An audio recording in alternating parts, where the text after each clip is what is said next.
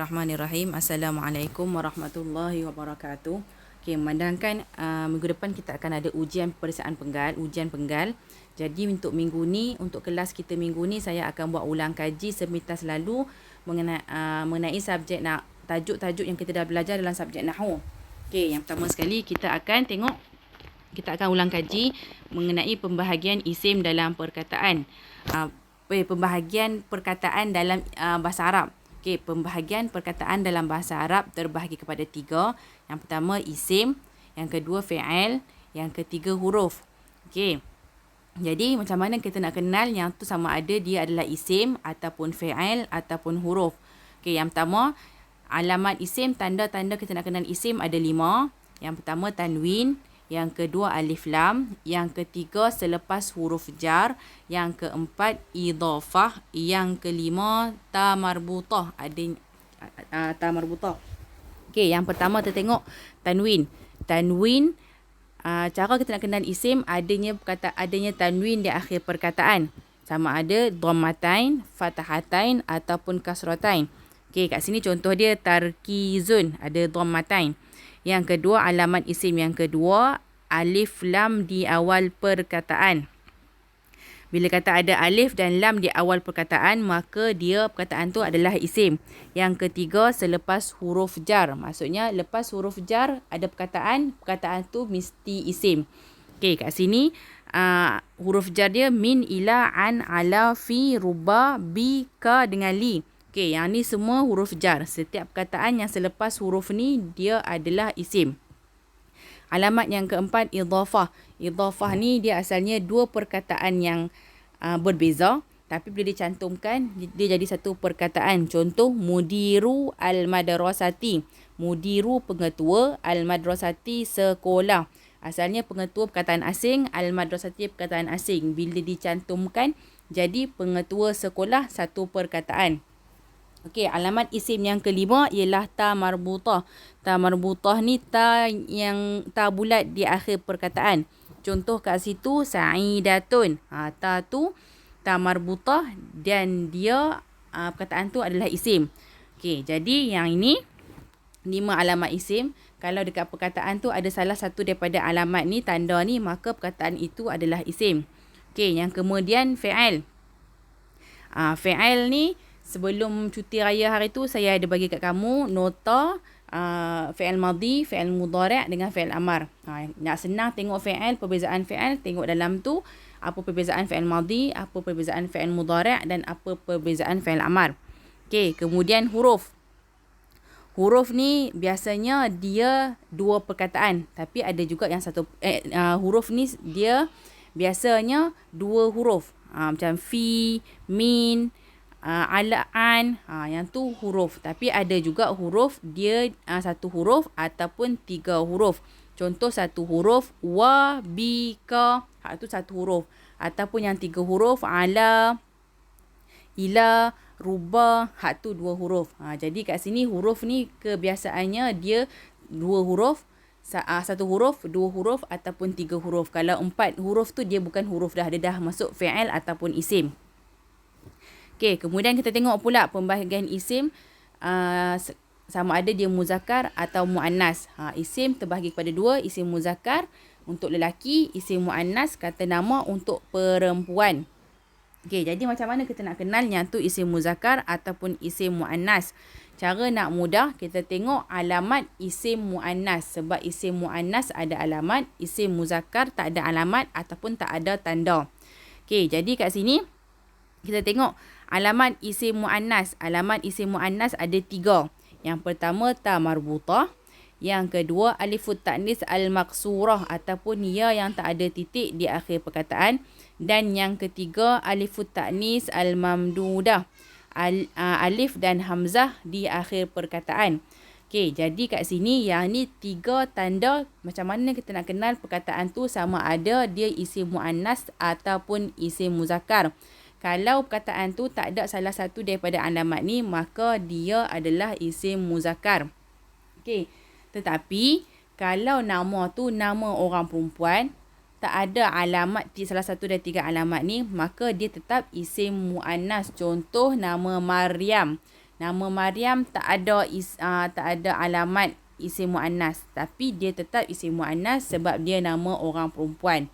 Tak ada nama orang tu Maryam tiba-tiba dia lelaki, tak ada. Okey. Jadi itu cara kita nak kenal isim muannas ataupun isim muzakkar. Isim muannas ada alamat, isim muzakkar tak ada alamat. Okey, kemudian kita tengok pula pembahagian isim kepada mufrad, musanna, jamak. Tadi mula-mula kita dah tengok dah pembahagian isim sama ada dia muzakkar ataupun muannas. Sekarang kita tengok pembahagian isim sama ada dia mufrad 1, musanna 2 ataupun jamak 3. Okey, kalau mufrad untuk seorang tak ada apa-apa penambahan. Kalau musanna dia akan tambah alif nun ataupun ya nun di akhir perkataan. Tak kira sama ada perkataan tu isim muzakkar ataupun isim muannas.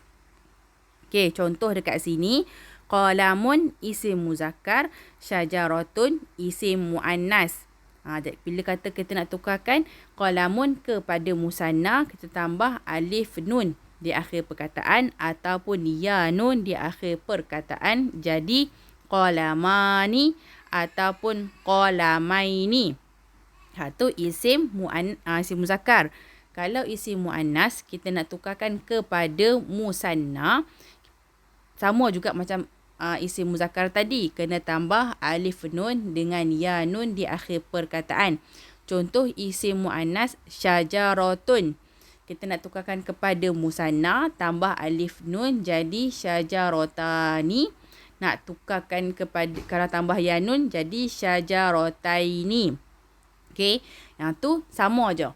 Tak kira dia isim muzakkar ataupun isim muannas, nak tukarkan kepada musanna kena tambah alif nun ataupun ya nun mengikut baris mufrad dia. Okey, kemudian kita nak tukarkan isim mufrad tu kepada jamak pula macam mana? Okey, jamak terbahagi kepada 3. Jamak muzakkar salim, jamak muannas salim dengan jamak taksir. Okey, jamak muzakkar salim dia hanya tambah huruf waw nun ataupun ya nun di akhir perkataan. Jamak muannas salim dia hanya buang ta marbutah di akhir perkataan dan tambah alif dan ta terbuka di akhir perkataan. Kalau jamak taksir dia tak ada kaedah. Maksudnya jamak taksir ni dia punya perkataan tu kita kena rajin tengok kamus baru kita tahu dia ni tukarkan kepada apa. Okey. Sekarang kita tengok jamak muzakkar salim. Macam mana nak tukar jamak muzakkar salim? Yang pertama, jamak muzakkar salim ni dia sama ada kena tambah waw nun ataupun ya nun. Waktu bila kita nak tukar waw nun, waktu bila nak tambah ya nun, nanti kita akan belajar benda tu. Okey, jadi sekarang ni muallimun mufrad, nak tukarkan kepada jamak, kita tambah waw nun di akhir perkataan jadi muallimuna, ataupun kita tambah ya nun jadi muallimina. Okey, yang tu jamak muzakkar salim. Jamak muzakkar salim ada kaedah. Kemudian jamak taksir. Jamak taksir cara dia senang je. Kita buang ta marbutah ataupun ta yang bulat di akhir perkataan tu. Kemudian kita tambah alif dan ta di akhir perkataan. Contoh qadibatun, kita buang ta marbutah tu, kita tambah alif dan ta di akhir perkataan jadi talibatun. Macam tu juga mudarrisatun, ada ta marbutah di akhir perkataan, kita nak tukarkan kepada jamak.